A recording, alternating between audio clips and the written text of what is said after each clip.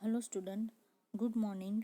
આપણે જે ઇન્ફ્રાસ્ટ્રક્ચર જોતા હતા, જેની અંદર આપણે જે ટ્રાન્સપોર્ટેશનમાં છે એ ઇન્ફ્રાસ્ટ્રક્ચર સ્ટાર્ટ કર્યું હતું, જેની અંદર આપણે રોડ્સ જોયું હતું, જેમાં આપણે હિસ્ટ્રી ઓફ રોડ્સ જોયું હતું.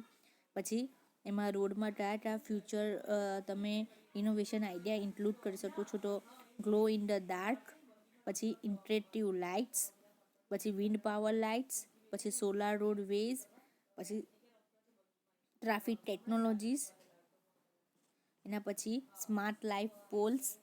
બરાબર. એના પછી આપણે રેલવે સ્ટાર્ટ કર્યું હતું કે રેલવેમાં કયા ઇનોવેશન જોવા મળે છે, તો એની અંદર પહેલાં ડ્રાઈવરલેસ ટ્રેન જોયું હતું. એમાં પછી હાઇડ્રોજન આપણે ટ્રેન જોઈ હતી. પછી એમાં મેગ્લેવ ટ્રેન જોઈ હતી, અને એનો આ જે વિડીયો હતો એ બાકી છે આપણો. પછી એમાં મેટ્રો ટ્રેન, બરાબર છે, કે મેટ્રો ટ્રેન જોઈ હતી, કે મેટ્રો ટ્રેનનું જે કામ હમણાં અહેમદાબાદમાં ફેઝ 1માં અંડર કન્સ્ટ્રક્શન છે, અને ફેઝ 2 જે અપ્રૂવ થઈ ગયો છે એ. ઓકે. હવે આપણે એની આગળ આજે જોવાનું છે તમારું હાઇપર લૂપ ટ્રેન. તો હાઇપર લૂપ ટ્રેન તમે એની ફીડર બાજુમાં જોઈ શકો છો કે એનું આખું જે કન્સ્ટ્રક્શન છે એ કેવી રીતે થાય છે એ. Hyperloop is a proposed mode of passenger and freight transportation. કેવું છે? પ્રપોઝડ મોડ છે અને ફ્રેટ ટ્રાન્સપોર્ટેશન છે.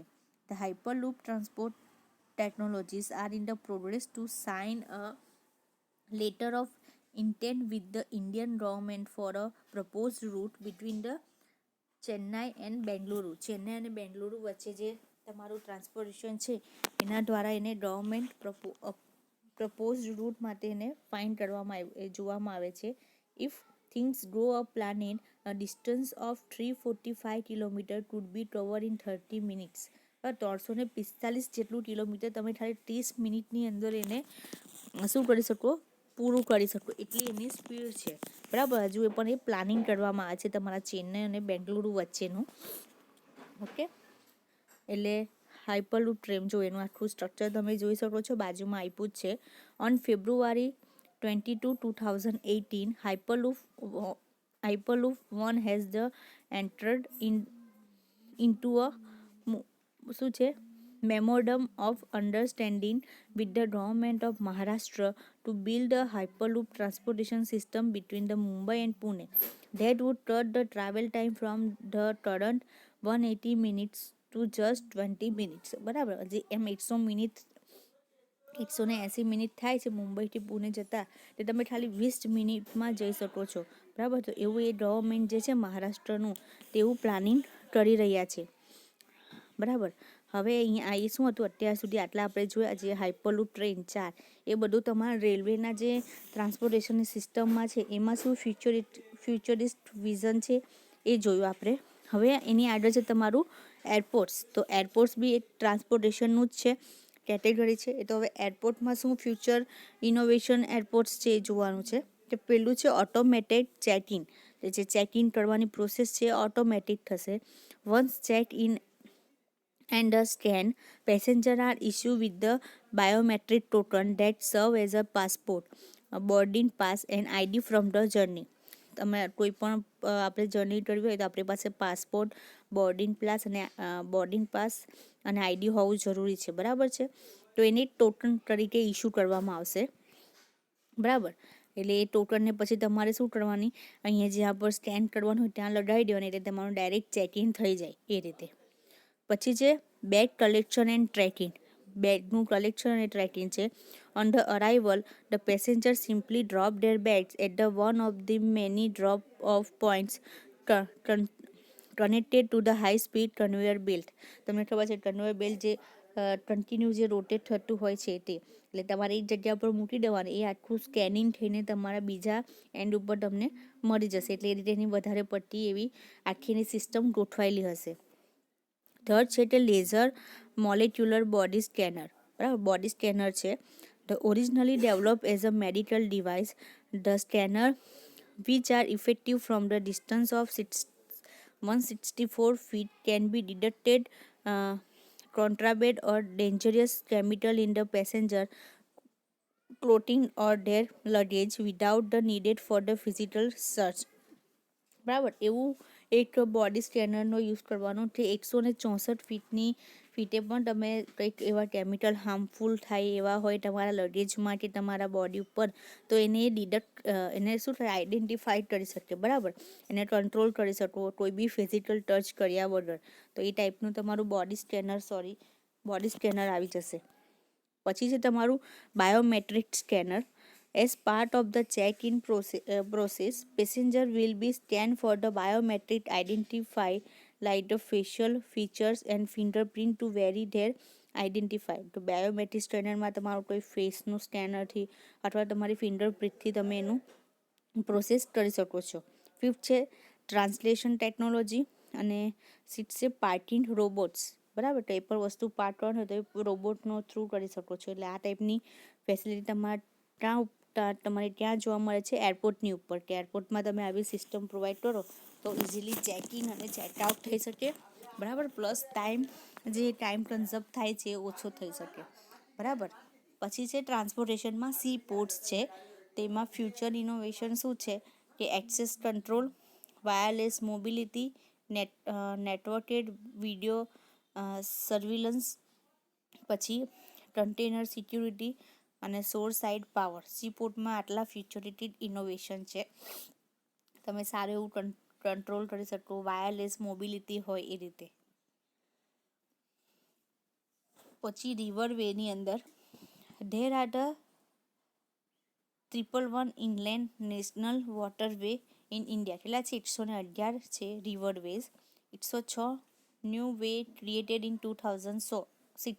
2006માં 106 જેટલા ક્રિએટ થયા હતા. The NW network cover and around 20,275.5 kilometre જેટલું. Major operating river way in India are Prayagraj, Haldia stretch of Brahmaputra river, બરાબર. પછી UP, Bihar, Jharkhand, West Bengal land 8,620 kilometre. પછી છે એક Sadiya Dhubri stretch of Brahmaputra river, Assam land 891 kilometre. પછી Kottapuram stretch of west coast canal and Champakara canal and Andhra orbital canal Kerala, જેની length છે 205. એટલે આ રિવર વે છે જેના દ્વારા તમે ટ્રાન્સપોર્ટેશન કરી શકો છો, ગુડ્સ છે એ બધાનું ટ્રાન્સપોર્ટેશન કરી શકો છો. અને ઇન્ડિયામાં કયા છે, બરાબર, જે મેજર ઓપરેટ થતા હોય છે એના નામ આપ્યા છે. બધા બ્રહ્મપુત્ર રિવરની અંદર વધારે છે, બરાબર. પછી sea canal to shorten shipping lane cargo ship take shortcuts to provide an economical alternative to the other option, બરાબર. એમાં અલ્ટરનેટિવ ઓપ્શન પણ આપી દીધા છે અને શોર્ટકટ પણ આપી દીધા છે. સી કેનાલ જે દરિયાની અંદર કેનાલ બનાવવામાં આવે છે અને જે ટ્રાન્સપોર્ટેશન માટે યુઝ થાય છે તે. The Panama canal. The Panama Canal is an artificial 82 kilometer waterway in the Panama that contains the Atlantic Ocean with the Pacific Ocean. Atlantic મહાસાગરથી પેસિફિક મહાસાગર છે ત્યાં સુધી એને બંને વચ્ચેનું કનેક્શન છે. આ જે પાનામા કેનાલ છે તેનું 13,000થી લઈને 14,000 vessels pass through the Panama Canal each year at the rate of about 35 થી 40 પર ડે. જે વિસેલ પાસ થાય છે, જે કન્ટેનર જે પાસ થાય છે, કેટલા 13,000થી 14,000 જેટલા થાય છે ઈચ યરમાં, અને એક દિવસમાં 35 થી 40 જેટલા એ ટ્રાન્સફર થતા હોય છે, બરાબર. એટલાન્ટિકથી પેસિફિક સાઈડ ઉપર એ આખું તમારું અંડર કેનાલ હોય છે તે. પછી અંડરગ્રાઉન્ડ ટનલ્સ. તો અંડરગ્રાઉન્ડ ટનલ્સ છે.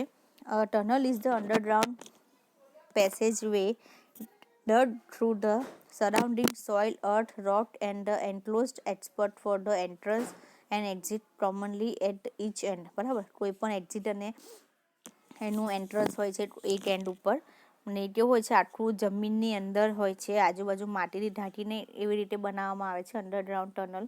અ tunnel may be use for the foot, road traffic, rail traffic or for canal. શાના માટે યુઝ કરવામાં આવે છે? રોડના ટ્રાફિક માટે, ફૂટ માટે, રેલ ટ્રાફિક માટે, એ રીતે. Some tunnel are use for the water supply, sewers, electrical power or telecommunication cable માટે પણ અંડરગ્રાઉન્ડ ટનલનો યુઝ થાય છે. વોટર સપ્લાય કરવું હોય, પછી સીવર્સ માટે, ઇલેક્ટ્રિકલ પાવર માટે, બરાબર. એટલે એ રીતે વોટર સપ્લાય ને એના માટે પણ ઇલેક્ટ્રિકલ કમ્યુનિકેશન માટે પણ યુઝ કરવામાં આવે છે.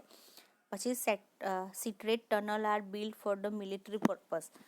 મિલિટરીના પર્પઝ માટે કોઈ સિક્રેટ ટનલ પણ આ રીતે બનાવી શકાય છે, જે અંડરગ્રાઉન્ડ હોય છે, જમીનની અંદર ખોદકામ કરીને બનાવવામાં આવે છે, પહાડોની વચ્ચેથી કાઢીને એ રીતે. પછી અંડર વોટર ટનલ જોઈ શકો છો, જો અંડર વોટર ટનલ કે ટાઈપની હોય છે. Under sea tunnel is the tunnel which is a partially and wholly constructed under the body of water. બરાબર. એ શું કહેવામાં છે? પાર્શલી, થોડી અડધી અથવા તો આખી પૂરેપૂરી પાણીની અંદર જ કન્સ્ટ્રક્શન કરવામાં આવે છે. અમુક ટાઈમ થોડી ઉપર પણ દેખાતી હોય એ રીતે પણ બનાવવામાં આવે, અથવા તો પૂરેપૂરી અંદર હોય એ રીતે પણ એને કન્સ્ટ્રક્ટ કરવામાં આવે છે. The world longest railroad tunnel in the Japan. It is a 34-mile second undersea rock tunnel between the island of the Honshu and Hokkaido. The 14.4-mile pilot tunnel. મોટામાં મોટી જે ટનલ છે દરિયાની અંદર, એ ક્યાં છે? જાપાનની અંદર છે. કેટલી? 34 માઇલ જેટલી છે. બરાબર. The complete in the 1983 after 19 year of the war. 19 વર્ષ પછી એ કમ્પ્લીટ થવામાં આવી હતી. Was utilize as a proving ground for the several new types of molds. Immersed tubes are likely to become more attractive with the improvement in the method for the trench dredging in deeper water and for dredging the trench bottom to the support the tube structure. આખા ટ્યુબને structure કરવા માટે એનું ખોદકામ કરીને એને આટલું proper બનાવવામાં આવે છે, તેથી એને કન્સ્ટ્રક્ટ થતાં આટલો બધો ટાઈમ લાગ્યો છે. બરાબર. હવે છે એનર્જી જનરેશન માટેનું. અત્યાર સુધી આપણે ટ્રાન્સપોર્ટેશન માટેનું જોયું. ફર્સ્ટ ઓફ ઓલ પહેલાં આપણે મેગા સિટી અને સ્માર્ટ સિટી જોયું. ઓકે. એના પછી આપણે ટ્રાન્સપોર્ટેશનમાં રોડ, રેલવે, સીપોર્ટ, પછી એરપોર્ટ્સ, પછી અંડરગ્રાઉન્ડ ટનલ્સ, એ ડિફરન્ટ ટાઈપના જે ટ્રાન્સપોર્ટેશન વે છે એ જોયા. હવે આપણે એનર્જી જનરેશન માટે જોવાનું છે, જેમાં ફ્યુચરિસ્ટિક એનર્જી સોર્સિસ છે hydro power, solar power, wind power, tidal wave energy અને થર્મલ એનર્જી. ઓકે. તો તેમાં છે પહેલાં હાઇડ્રો પાવર છે, એનર્જી જનરેશન માટેના ઇન્ફ્રાસ્ટ્રક્ચર છે. The hydro is a Greek word which means water. Hydro એ શું છે? ગ્રીક વર્ડ શબ્દ છે જેનો મિનિંગ શું થાય છે? Water. The hydroelectricity is the conversion of the mechanical energy in the flowing water into electricity. જે હાઇડ્રો ઇલેક્ટ્રિસિટી છે એ શું કરે છે? જે તમારી મિકેનિકલ એનર્જી છે એ જે વોટરમાં ફોલો થતી હોય છે એને ઇલેક્ટ્રિસિટીમાં કન્વર્ટ કરે છે. બરાબર છે ને? એ રીતે પાણીને યુઝ કરીને ઇલેક્ટ્રિસિટી જનરેટ કરવામાં આવે છે. The force of the falling water from dams, river or waterfall is the used to turn turbines which drive the generators that produce the electricity. બરાબર. ટર્બાઇનનો યુઝ કરીને રિવર છે, ડેમ છે, જ્યાં વધારે પડતું પાણીનો જથ્થો હોય એવી જગ્યા પર આ રીતે ટર્બાઇનને સ્પીડથી ફેરવીને ઇલેક્ટ્રિસિટી જનરેટ કરવામાં આવે છે. The energy produced is directed to a substation where transformer the voltage before the transmission to the electricity grid. બરાબર. પહેલાં એને વોલ્ટેજ કેટલો છે, કોઈ બી વસ્તુને એને ટ્રાન્સપોર્ટ કરવા પહેલાં કેટલો વોલ્ટેજ છે એનું ટ્રાન્સફોર્મર બધું ચેક કરીને એને પ્રોડ્યુસ કરવામાં આવે છે. ઓકે. જો આ રીતે તે હેન્ડ પોન્ડ ઇન્ટેક છે. બરાબર. પછી એની આખી પેન સ્ટોક છે. પેન સ્ટોકથી તમારું આ બધું પાણી, અહીંયાથી પાણી આ બધું જાય છે. આ તમારું ટર્બાઇન છે, તે સ્પીડથી ફરશે અને એની સાથે જ્યાં ઉપર ટ્રાન્સફોર્મર મૂકેલો છે અને આ તમારી ઇલેક્ટ્રિકલ લાઇન છે, તો કેટલો વોલ્ટ થશે એ બધું આના ઉપર તમે જાણી શકો છો. અને આ શું છે? પાવર હાઉસ છે અને આ તમારું ઇન્ટેક છે જ્યાંથી તમને પાણી મળી રહે છે. ઓકે. જે પણ પાણી આમાં યુઝ થાય છે એ ડ્રાફ્ટ ટ્યુબ દ્વારા અહીંયા પાછું ભેગું થાય છે. બરાબર. એટલે આખું ટર્બાઇન છે જે ફરે છે ને એનાથી ઇલેક્ટ્રિસિટી જનરેટ થઈ શકે છે. ઓકે. એટલે આજે આપણે અહીંયા સુધી જ જોઈએ. નેક્સ્ટ આપણે બીજા લેક્ચરમાં જોઈશું. ઓકે, એટલે આપણે આજે શું જોયું છે, એનર્જી જનરેશનનું. Okay, thank you.